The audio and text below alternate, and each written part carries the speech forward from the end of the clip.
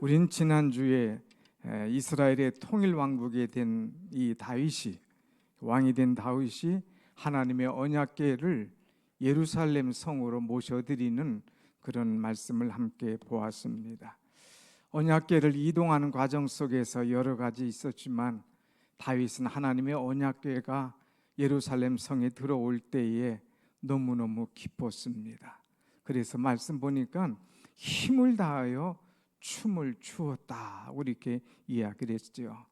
그의 부인 미갈이 그를 업신여기면서 왕의 채통이 없이 그게 뭐냐 하고 업신여기고 말할 때에 내가 하나님 앞에서 지금 춤을 추노라 하면서 하나님의 법궤가 참 밖에 나가 있다가 그 오랜 세월 있다가 이 예루살렘 성에 들어오는 것 너무너무 기뻐서 춤을 추며 맞이했던 그 말씀을 우리가 보면서 또 온 백성들도 함께 기뻐하고 또 떡을 떼면서 감사의 축제를 벌였던 그런 말씀을 보았습니다. 자, 오늘 말씀은 그 언약궤를 다윗이 예루살렘 성에 가져온 것으로 만족하지 않고 다윗이 또 다른 계획을 하는 것을 보게 되지요. 그럴 때 하나님께서 다윗의 계획을 듣고 그것을 보면서 마음에 감동함을 받으셨어요. 그래서 오늘 말씀의 제목을 하나님의 마음에 감동함을 주는 사람, 하나님을 감동시킨 사람 다윗에 관한 말씀으로 은혜를 나누고자 합니다. 다윗은 이제 하나님의 은혜 가운데 살면서 특별히 여러 가지 많은 이 원수들과 또 대적들을 다 물리치고 또 왕궁에 편안히 살면서 지날 때에 그것이 하나님의 은혜인 것을 그는 깨달았습니다. 오늘 1절 말씀 한번 같이 보겠습니다. 1절 시작. 여호와께서 주의 모든 원수를 물리치사 왕으로 궁에 평안히 살아가게 하신 때에 다윗은 지금 왕으로서 궁에 평안히 살아갑니다. 수많은 대적들과 원수들을 다 무찌르고 이제 더 이상 원수가 없어요. 더 이상 대적이 없습니다. 그래서 평안히 궁에서 살아갈 때에 가만히 생각하니까 이것이 내 실력이 아닌 거예요. 이것이 내 능력이 아닌 거예요. 내가 이렇게 궁에서 평안히 살게 한 것은 전적인 하나님의 은혜임을 깨닫게 됩니다. 그래서 그는 고백하기를 다시 1절 앞에 보면 여호와께서 주위의 모든 원수들을 무찌르사 그랬어요.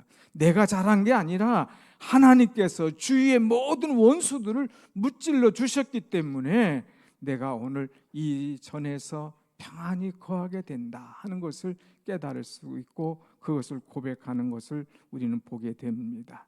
겉으로 보면 다윗이 한 것 같죠. 겉으로 보면 다윗이 능력이 있는 것 같죠. 그러나 다윗은 알아요.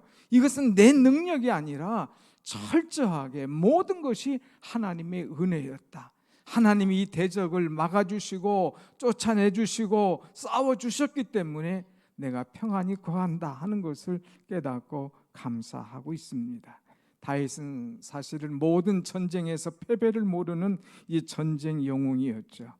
그러나 이 병력이나 무기면에서 압도적으로 불리한 전쟁이 있었지만 그럼에도 불구하고 하나님께서 어떤 전쟁에든지 나가서 이기게 하신 것을 그는 알았어요. 그래서 하나님께서 도와주셨다.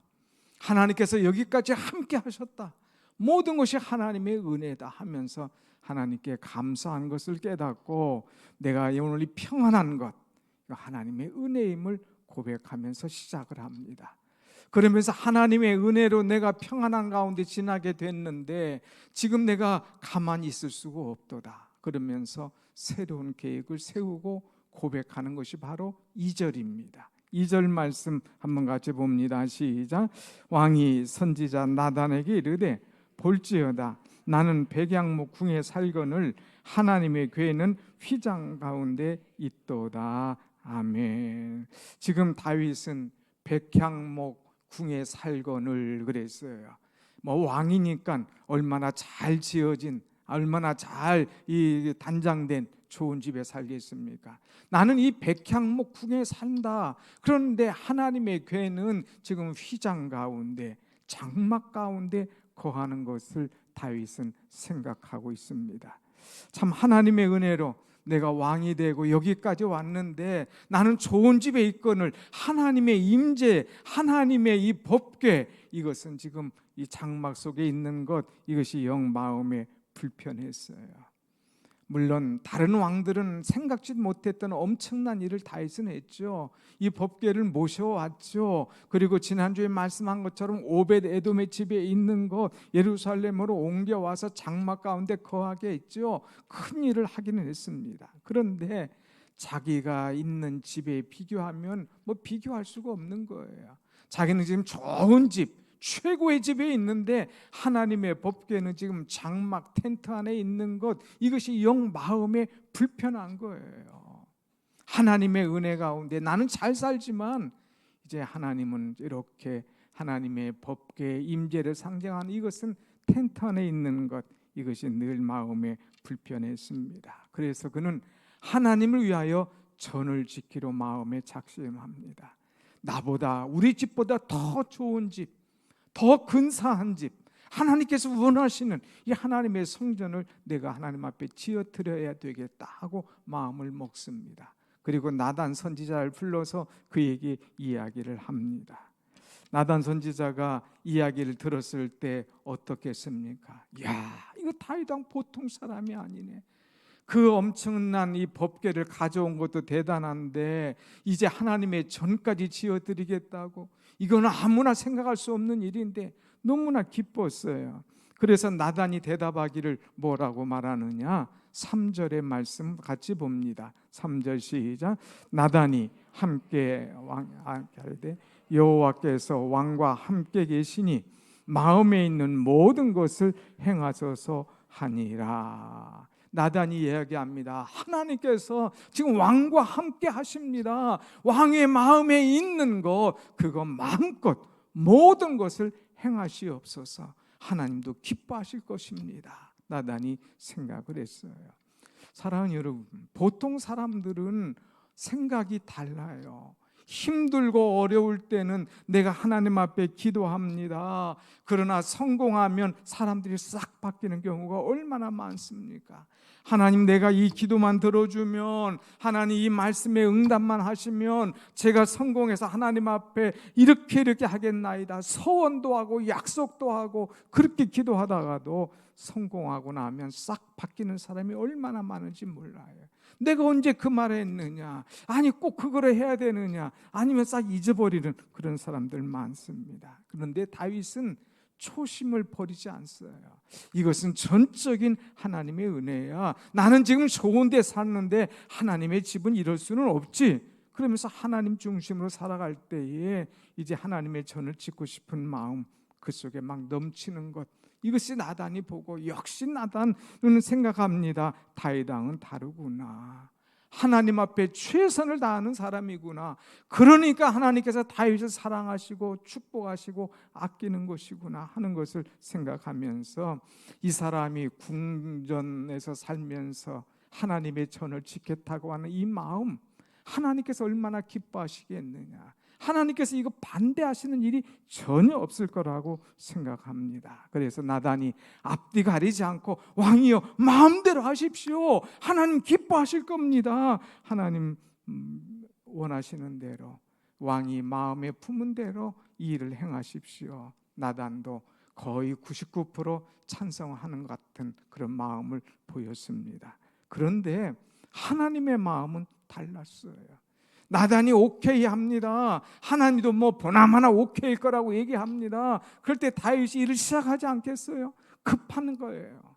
그때 하나님께서 나단에게 말씀하십니다. 4절 말씀 한번 같이 봅시다. 4절 5절 시작. 그 밤에 여호와의 말씀이 나단에게 임하여 이르시되 가서 내 종 다윗에게 말하기를 여호와께서 이와 같이 말씀하시되 내가 나를 위하여 내가 살 집을 건축하겠느냐.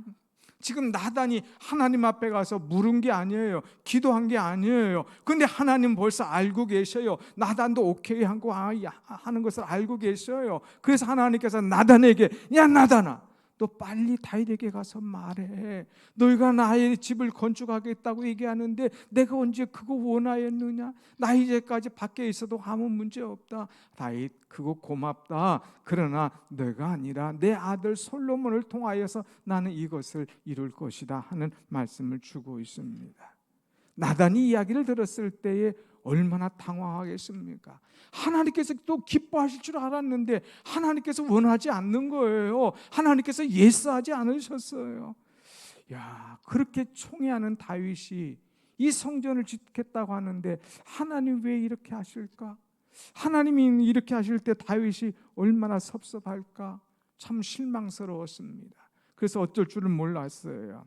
그래서 하나님의 뜻을 다윗에게 말하죠.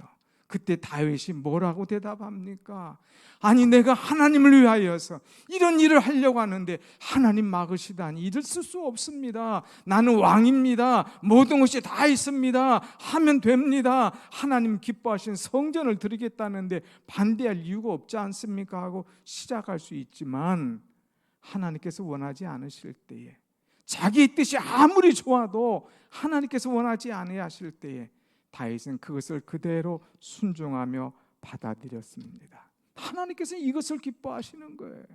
오늘 여러분, 하나님을 감동시킨 사람 다윗은 하나님을 감동시키는데 저는 두 가지예요. 하나는 하나님의 성전을 지어드리겠다고 하는 그 마음에 하나님 감동되고, 또 하나님께서 노했음에도 불구하고 하나님 말씀에 그대로 순종할 때에 그것에 또한 감동하신다고 하는 것입니다. 여러분, 좋은 청, 위대한 청, 참 어마어마한 청을 했음에도 불구하고 내가 내 마음은 안다, 내 마음은 받을게, 그러나 아니야 하고 말씀하실 때에 그대로 순종하는 다윗, 얼마나 아름다울까, 하나님의 마음에 얼마나 감동되셨을까 하는 것입니다.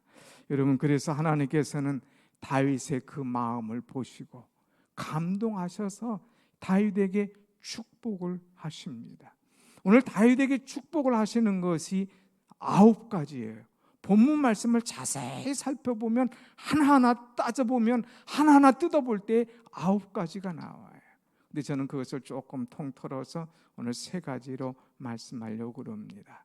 첫째는 하나님을 감동시켰을 때에 하나님께서 다윗에게 약속하시는 것이 뭐냐? 내가 너의 명예를, 너의 미래를 책임져 주겠다 하는 말씀을 주셔요. 오늘 말씀 보면은 8절에 보면 뭐라고 했느냐? 이제 하나님께서 내가 너를 이스라엘 백성의 주권자로 삼았다 이거예요. 또 내가 이제까지 너와 함께 있어서 이제 9절 말씀 보면, 9절 말씀 한번 같이 봅시다. 9절 시작.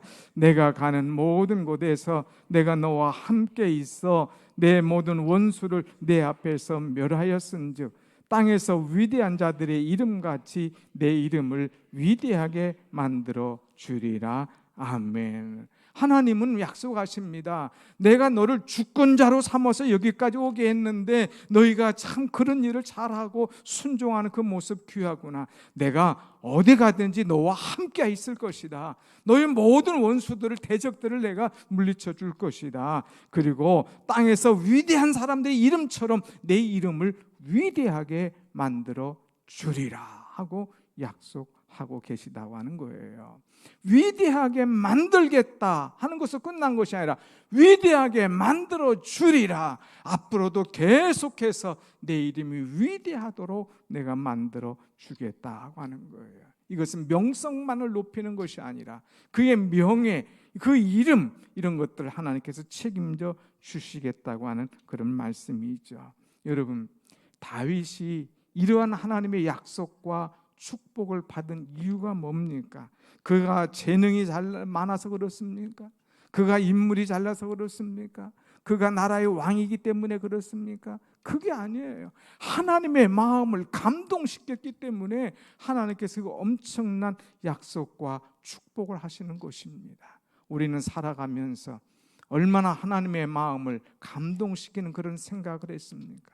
나는 살아가면서 얼마나 하나님을 감동시키는 그런 말을 하고 그런 행위를 우리가 했습니까? 한번 생각해 보세요. 자식이 나를 감동시켜도 좋은 것을 줄 알거든 하물며 하나님께서는 어떻겠습니까? 하나님을 감동시킬 때에 하나님께서 내가 너를 위대하게 만들어 주리라 약속하셨어요. 사랑하는 여러분, 하나님을 감동시키고 하나님의 마음에 흡족한 자가 되어서 하나님 앞에서 하나님께서 위대하게 세워주시는 그 축복을 여러분 대대로 받으시는 그런 신앙, 그런 은혜가 있기를 간절히 축원합니다. 아멘. 그럼 하나님께서 왜 이렇게 그를 위대하게 만들어 주실까? 왜 이런 약속을 주실까? 가만히 성경을 보면 사무엘상 2장 말씀해 보는 것이 기억이 나요. 나를 존중히 여기는 자를 내가 존중히 여기겠거니와 나를 멸시하는 자를 내가 경멸히 여기리라. 다윗은요 늘 하나님을 존중히 여겼어요. 나는 이같이 좋은 집에 사는데 우리 하나님은 더 좋은 곳에 있어야 되지 않겠느냐? 나는 이처럼 좋은 은혜를 받았는데 하나님 앞에 내가 더 이것을 갚아드려야 되지 않겠느냐? 하나님을 존중히 여겼어요. 하나님은 하나님을 존중히 여기는 자를 책임지시고 존중히 여겨주셔요. 근데 하나님을 우습게 여기고 멸시하면 하나님께서 그를 깨트려 버리신다는 거예요. 경멸한다는 것이죠. 여러분, 우리는 언제나 하나님을 존중히 여기고 하나님의 마음에 감동을 줄 수 있는 그런 우리의 신앙이 되길 원합니다. 아멘. 두 번째, 하나님의 마음에 감동함을 주었을 때에 하나님께서는 다윗에게 무엇을 약속하시느냐? 내게 내 가정의 평안함과 안정함을 주겠노라고 약속을 하십니다. 여러분 11절 말씀 한번 같이 봅시다. 11절 시작. 전에 내가 사사에게 명령하여 내 백성 이스라엘을 다스리던 때와 같지 아니하게 하고 너를 모든 원수에게서 벗어나 편히 쉬게 하리라. 아멘. 이전의 시대는 어느 시대였느냐? 사사시대였어요. 사사시대의 특징은 뭐냐? 모든 원수들이 다 오는 거예요. 막 와가지고 여기서 전쟁 벌이고 끝날만 하면 또 이 나라가 전쟁 벌이고 끝날만 하면 이 나라가 와서 또 뒤집어 엎고, 그러니까 사사시대는 정신이 없는 그런 시대였어요. 이스라엘을 막 완전히 혼란하게 빠지게 한 그런 시대였습니다. 그런데 하나님께서 그런 이 여러 나라가 와서 너희들에게 전쟁을 하던 그런 때와 같이 하지 아니하고 너를 모든 원수들에게서 벗어나서 편히 쉬게 하리라. 내 나라가 이제부터 편하게 되도록, 쉬도록, 안정하도록 내가 지켜주겠노라 하는 말씀이에요. 사실 이때부터 다윗의 나라는 전쟁이 없었다고 하는 거예요. 이때부터 다윗의 나라는 항상 편안했다고 하는 거예요. 그 나라를 넘보는 어떤 외적들이 하나도 없었다고 하는 사실입니다. 사랑하는 여러분, 하나님 앞에 성전을 건축하겠다고 하는 이 마음 하나 먹었음에도 불구하고 하나님께서 위대하게 만들어 주시고 그에게 편안하게 거할 수 있도록 약속하시는 것, 이거 얼마나 은혜입니까? 우리의 심령이 편안하지 못해봐요. 우리의 가정이 편안하지 못해봐요. 우리의 자녀가 편안하지 못해봐요. 우리 교회가, 우리 사회가, 이 국가가 혼란에 빠져봐요. 얼마나 정신없습니까? 그런데 하나님께서는 편안하게 혼란에 빠지지 않도록 안정하게 지켜주겠다고 하는 것, 참으로 큰 은혜가 아닙니까?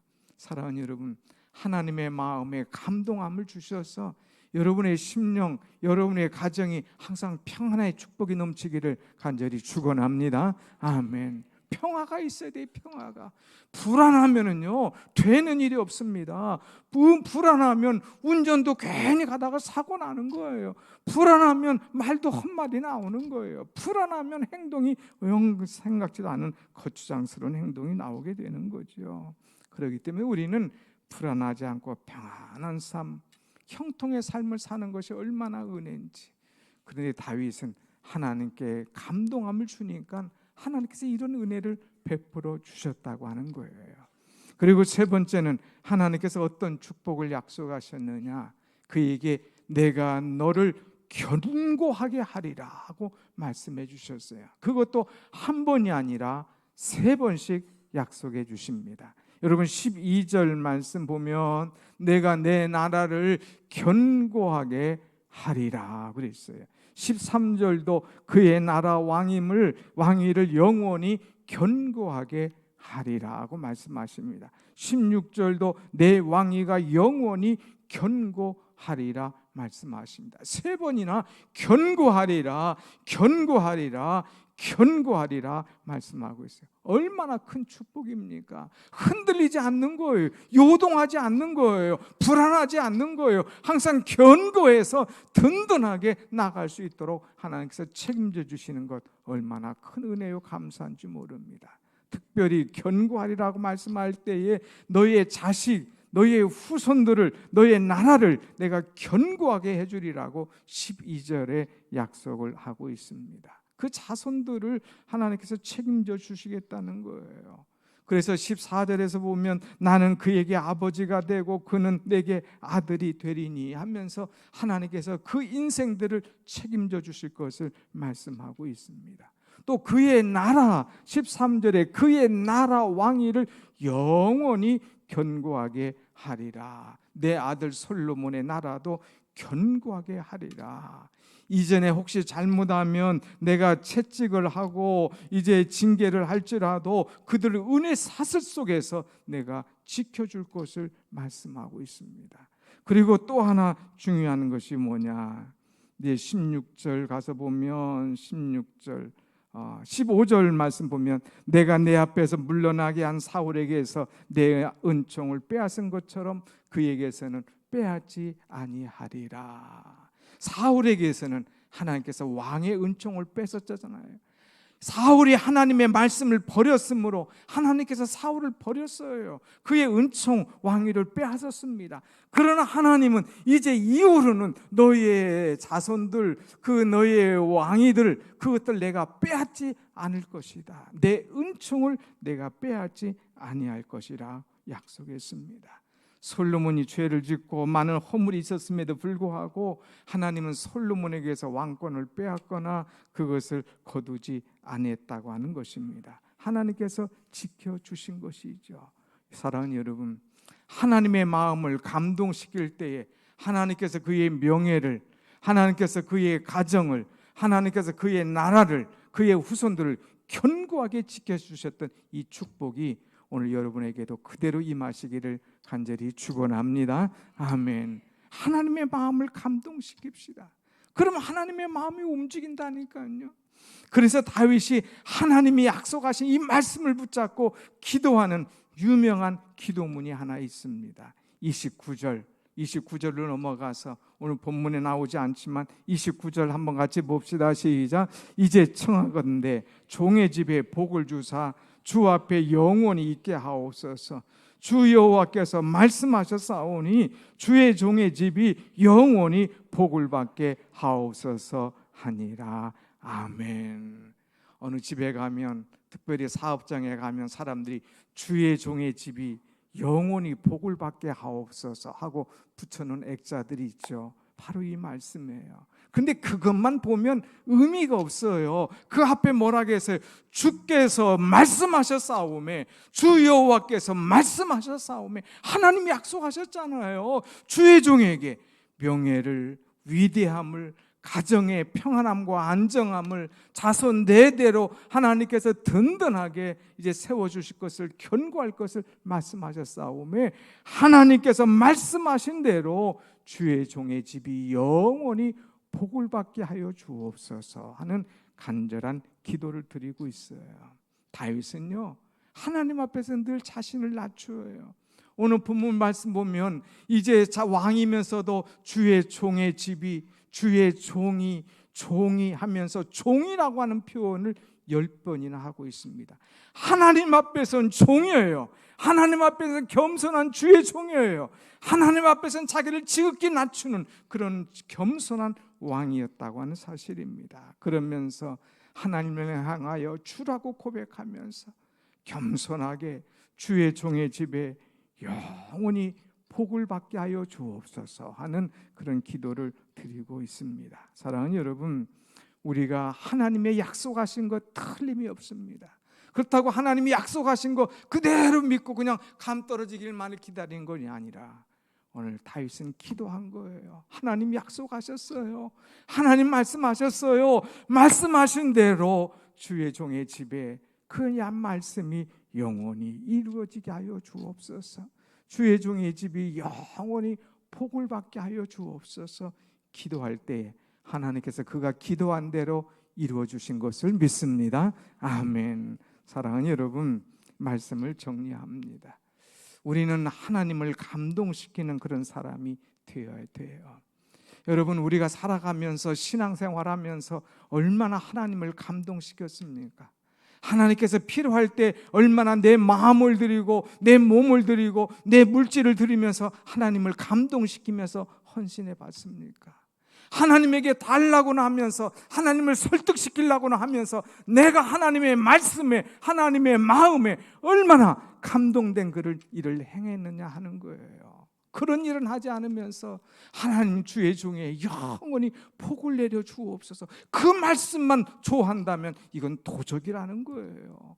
이것은 하나님의 사람의 마음이 아니라 신앙이 없는 도적과 같은 그런 마음이에요. 오늘 우리는 하나님의 마음에 감동을 주는 사람, 그래서 하나님께서 약속하실 대로 그 약속하신 대로 내게 하나님께서 엄청난 복을 영원히 주실 것을 믿으면서 기도하는 그 기도가 오늘 우리에게 너무나 중요하다고 하는 말씀입니다. 성경에 보면 하나님을 감동시킨 사람들이 굉장히 많아요. 아브라함이 하나님을 감동시켰어요. 그래서 하나님께서 영원한 것을 그에게 자녀들 약속하셨지 않습니까? 로마의 백부장이 주님의 마음을 감동시켰어요. 내가 이스라엘에서 이만한 믿음을 본 것이 없다. 이만한 믿음을 가진 자가 본 것을 내가 가진 자를 보지 못했노라 하는 그런 말씀을 주십니다. 마리아 옥합 향기를 주님 앞에 쏟을 때에 복음이 닿는 곳마다 이 말씀이 이 은혜를 전하라고 하면서 주님의 마음에 감동된 것을 우리는 봅니다. 솔로몬이 1000번제를 드릴 때 하나님의 마음에 감동이 됐어요. 솔로몬아, 내가 원하는 것이 뭐냐, 내가 기도하는 것이 뭐냐, 그러면서 그가 구하는 것을 하나님께서 다 허락하시고 구하지 않는 것까지도 보너스로 하나님께서 주시는 것을 보게 됩니다. 사랑하는 여러분, 기도할 때에, 신앙생활할 때에, 우리가 믿음으로 나아갈 때에 하나님 앞에 하나님의 마음을 감동시키는 그런 은혜의 마음이 여러분 속에 날마다 있어지기를 간절히 축원합니다. 아멘. 우리가 눈을 감고 잠깐 한번 생각해 봅시다. 내가 인생을 살아가면서 얼마나 하나님의 마음에 감동함을 준 사람인가. 하나님께 달라고 하고 하나님께 설득하는 그런 일은 너무나 많이 했지만 하나님을 감동하게 하는 그런 일은 내가 한 것이 과연 얼마나 있는가. 손으로 헤아려 볼 수 없는 그런 전혀 연약한 그런 신앙이 아니었는가. 그러나 이제부터 하나님, 내가 하나님의 마음을 감동시키는 자가 되게 하여 주옵소서. 다윗처럼 하나님의 마음에 감동을 주어서 하나님께서 내가 원치도 아니한 생각지도 아니한 어마어마한 축복을 약속하신 것을 믿음으로 다 받을 수 있는 그런 은혜자가 되게 하여 주옵소서. 하나님, 내가 하나님의 마음을 감동시키는 사람, 교회 생활할 때나 직장 생활할 때나 사람을 만날 때나 하나님의 마음으로 하여서 상대방의 마음에 감동뿐만 아니라 하나님의 마음을 감동시킬 수 있는 우리의 신앙이 되게 해달라고 우리 다 같이 한 목소리로 기도하겠습니다. 살아계신 하나님,